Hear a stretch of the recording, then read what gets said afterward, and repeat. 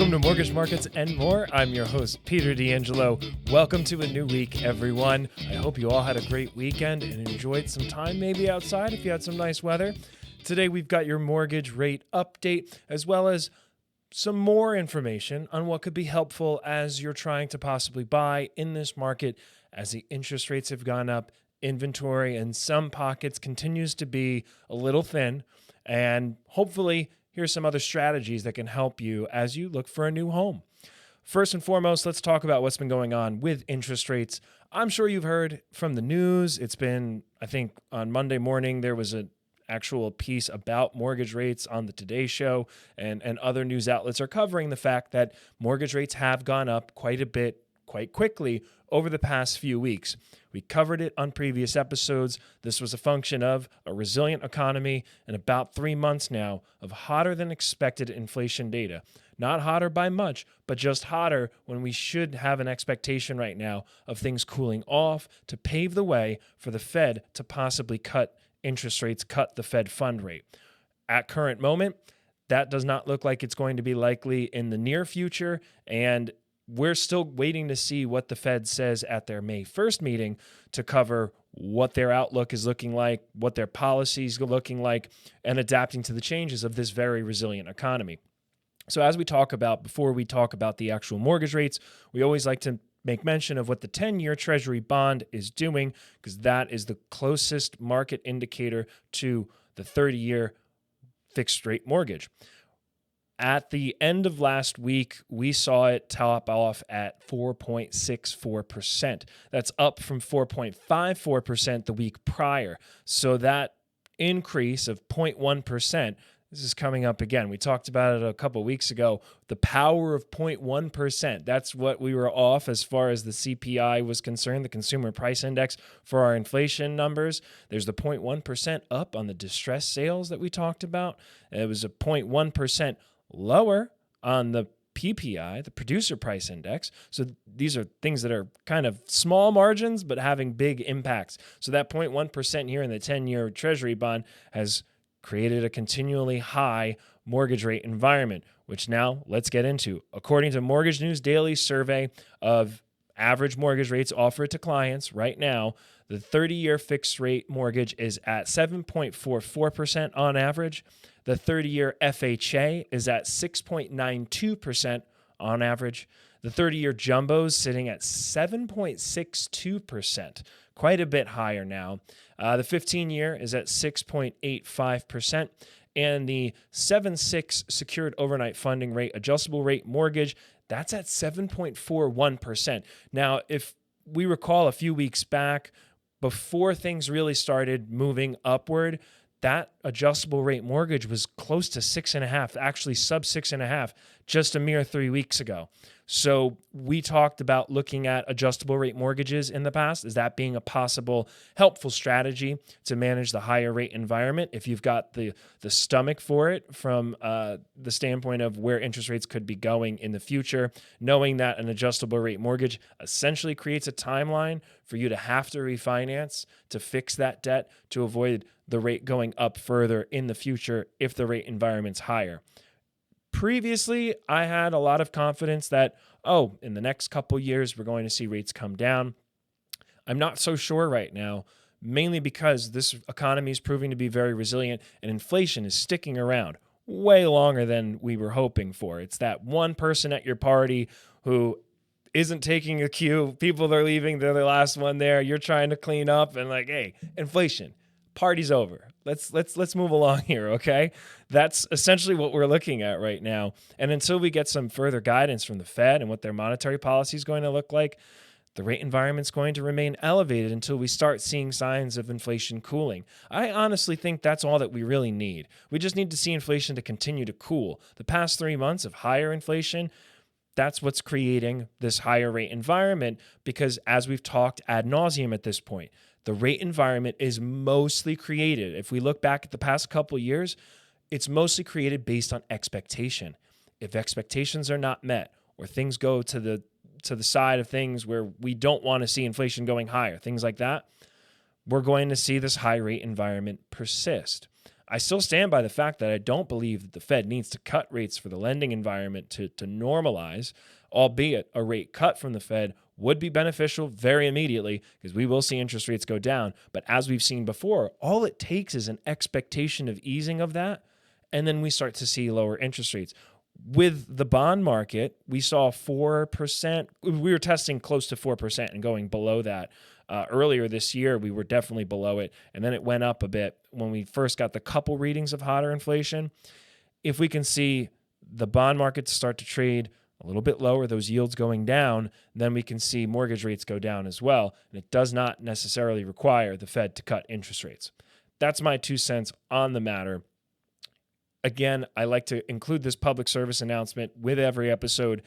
Communication is key. Staying very close to your mortgage professional or reaching out to me if you have questions is highly encouraged because this rate environment has become so volatile and just continues to be volatile. Let's be real. This isn't any new news. We've seen the interest rates drop. We've seen them swing back up. We've seen them drop, swing back up. And sometimes within 1% swings in a very short amount of time. And 1% on your mortgage rate dramatically impacts what your buying power is. So it's very important to continue regular conversations with your mortgage professional and real estate agent about what your buying power is and what it looks like with the current rate environment.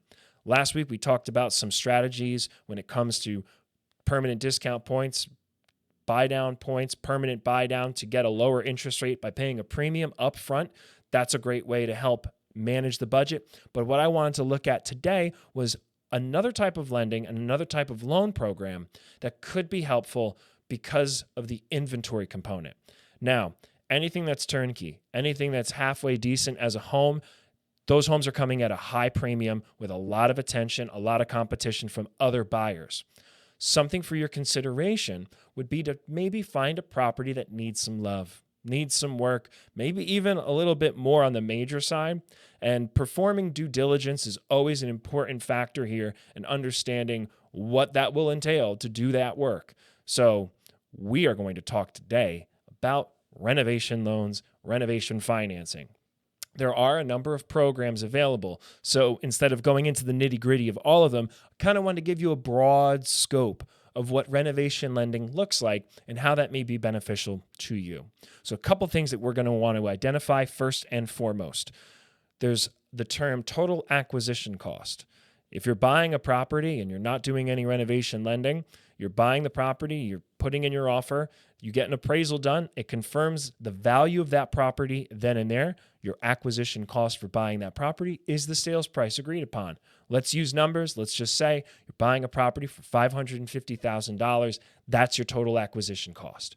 Then there are your closing costs, prepaids, everything part and parcel to the mortgage process. That's all part of your out-of-pocket in addition to your down payment.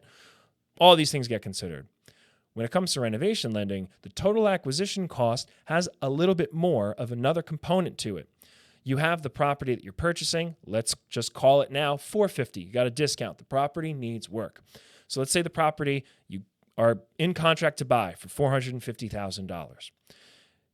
You will need to do work to it, and to get to that figure of how much work needs to be done, you're going to loop in a contractor. Contractor's going to come check out the property. Normally, they're going to work in tandem with your home inspector. The home inspector is going to give you their report of the property. They are going to identify deficiencies that you would want to have addressed when you do your renovation loan. And so you will feed that to your contractor. They will review that as well as take a look at the property, survey the property, come up with a bid for you and let you know, okay, if we're taking care of all these things, let's say a kitchen renovation and a bedroom renovation and a bathroom renovation, all these things, this is going to cost, let's call it $100,000. So you're buying the property for $450,000. Contractor gives you a bid for $100,000. Now your total acquisition cost is the sales price of the property plus the anticipated work. So for round numbers, now it's a $550,000 total acquisition cost. That, simply said, is where we derive what your requirement is for down payment. So your minimum down payment required, we have some programs that will allow you to have as little as 3.5% down for a renovation loan to improve a property. When you add the acquisition cost in, there's other costs that get involved there. It's not exclusively the contractor's bid. There are other things like title update fees, which is in the process of the work being completed on the property. The title company will ensure that there are no additional liens going on the property because there should only be one, which is the loan that you secured for the funding of purchasing the property and the funding of your renovations. So you have your total acquisition cost. We've identified that now. When you have a large-scale renovation, then you will also have a HUD consultant that's part of that process. Nearly every type of renovation loan has a consultant requirement if your budget for the repairs and renovation is above a certain threshold. So there are some loan programs that will not require a consultant, and that's if there's just minor things and you want to roll that into your financing, you'll get that done, and then there won't be a consultant. But if we're talking about properties that are not moving and that you have possibly an opportunity to buy because they need work, you're very likely looking at a higher budget for repair, so a HUD consultant will be required. The HUD consultant is someone from the Housing Urban Development, which is a federal agency, and they are the party that reviews the contractor's bid, reviews maybe even the home inspection report, and then they confirm that you're being charged an appropriate amount within reason of what market dictates for the work, and that is labor and materials broken down on a final estimate that the HUD consultant works in collaboration with the contractor to provide to you and to us, the mortgage lender, throughout the process so that we know, okay, 100% this is how much it's going to cost. And now here's another component that's in addition to the contractor's estimate, and that is called a contingency reserve. Contingency reserves are set up on renovation loans so that if there happens to be anything that's uncovered in the process that is not budgeted for, however necessary for the property to be completed to your standard and or completed to the standard of the township so that you can have a certificate of occupancy at the conclusion of the work, there's a contingency reserve set up. I specialize in these renovation loans. I typically always like to budget 20%. That 20% contingency reserve gets bundled in, and that's part of the total acquisition cost. So again, that's affecting down payment. If you say you've got $100,000, we need to put 20% in a contingency reserve. That's part of the total budget. Now your $100,000 bid turned into $120,000 plus other costs that are associated with the renovation financing. Once we have all of that, the contractor gets approved. We have them complete a contractor profile report. They provide their licensure. They provide their insurance. So we know they are licensed and insured, as well as the HUD consultant. They provide their full report. All parties agree upon it. And the other thing that the HUD consultant does is they look at the total scope of work and they outline what we call a draw schedule. The draw schedule essentially communicates to the contractor, the homeowner, and from the HUD consultant that there's going to be these milestones where the HUD consultant will come out in the progress of work being completed on the property, inspect the property, say A-OK, disperse funds, communicates that to the lender. The lender then disperses the money as prescribed on that schedule and for the items of work that has been completed. It's only for work that has been completed and only for materials that have been provided, delivered to the job site, aka your new home. HUD consultants involved to administer to that, along with another department of the lender. That's the drawing department. They're the ones that are in charge of the money, making sure it gets dispersed. There are some safety mechanisms here. Any disbursement needs to be signed off on by both the homeowner and the contractor. So as long as everyone's on the same page that the work is happening in the prescribed timeline and at the prescribed amount of money, that gets dispersed. Now, as you continue throughout this process, it does take a while. You've got to consider timelines for these things. I always like to underpromise, overdeliver. I always set an extended time period to make sure that we can document everything that's necessary for these types of loans. And because there are so many parties involved, you already have your typical parties involved being a home seller, home buyer, seller's agent, buyer's agent in most cases. And then in addition to that, you've now got a contractor, you've got a HUD consultant, and you need to collect items from all of them. That's what we do. We do that legwork for our clients, but these things do take time. The contractor's working on other jobs. That takes time. There's also an implication that the job needs to be done within a certain time period. So that will vary based on your program, but Suffice it to say, there's a timeline so that the contractor knows they're signing off on an agreement that when they deliver their services, these services need to be rendered and completed by a prescribed date. In addition to that, if you can't live in the property, this is going to be added into the budget for that total acquisition cost we were talking about. Let's say you can't live in the property. It's a big, large-scale renovation. Well, you do have the option in some programs to escrow your mortgage payments into your financing. What does this mean? It means that because you can't live in the property, it's not habitable during the work, you are able to, when your mortgage payments become due, because a lot of these renovation loans that I specialize in, they operate like your regular mortgage. You close, skip a month, and then your first payment's due. So let's say if you were to close in July of 2024 here, you wouldn't have a mortgage payment due in August, but your first mortgage payment would be due in September. If the property is not going to be habitable by then, you can have that payment escrowed into your budget for repairs, so you do not need to come out of pocket while the work's being done, and your mortgage payment gets paid for 1, 2, 3 months while that work is being completed. That will not always be accessible. It will depend on a couple different mechanisms, which now we're going to talk about the appraisal component. Once you have all your ducks in a row, you know how much everything's going to cost. And if you'd like to have mortgage payments escrowed, put that into your total acquisition cost, your budget for repairs, then an appraisal gets performed. In most cases, the appraisal gets performed based upon the scope of work that's planned, any plans, any architectural drawings, if it's that large of a scale of work. And the appraiser will then go inspect the property, look at comparable sales that are like in kind to what your property will look like. So now we're talking about future value. So the future value gets included into this process, and we look at that. The end-all be-all for our lending purposes in most cases is the total acquisition cost. And as long as the future value of the property is above and beyond what your total acquisition cost is, you're good. There aren't limitations. It's only when you start doing things like adding in mortgage payments that need to be escrowed, because there's no tangible value within that. You know, everything else on the estimate that's updating, that increases the condition of the property, makes the property more valuable. If you do expansions, if you expand the footprint of the home, there's more living area, there's more square footage. That's improving the value. If you're adding a bedroom, a bathroom, these are all components that are adding to the value that will be captured by that appraisal report looking at the future value. So as long as that future value is above your total acquisition cost, you're good, and your down payment will be a minimum based on the total acquisition cost.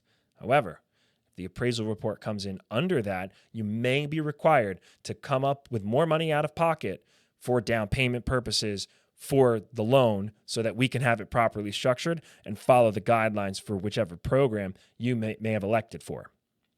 Okay, all of that being said, we've got your appraisal, we've got the future value, we've got your contractor's information, we've got the full scope for the bid. Now we're going to get ready for closing. We close on the property, and like I mentioned, you have your typical waiting period for your mortgage to start. Here are a few of the beneficial elements, pros, and then also some cons. I'll do the veggies first, okay? So the veggies, here we go. Interest rate. We're in a higher rate environment right now. Interest rates are higher for most renovation loans. There's added risk involved. We've talked about it on prior episodes. Interest rate equals risk assessment, right? Your interest rate is very heavily dependent on your credit score, your debt to income ratio, the amount of reserves that you have. All of these are what gets you your personalized interest rate. Well, there's another layer of risk here in the fact that the property is going to have work done on it. There's going to be another party involved that adds to the risk, that increases the interest rate. I'd just like to explain that so that there's some context as to why that happens.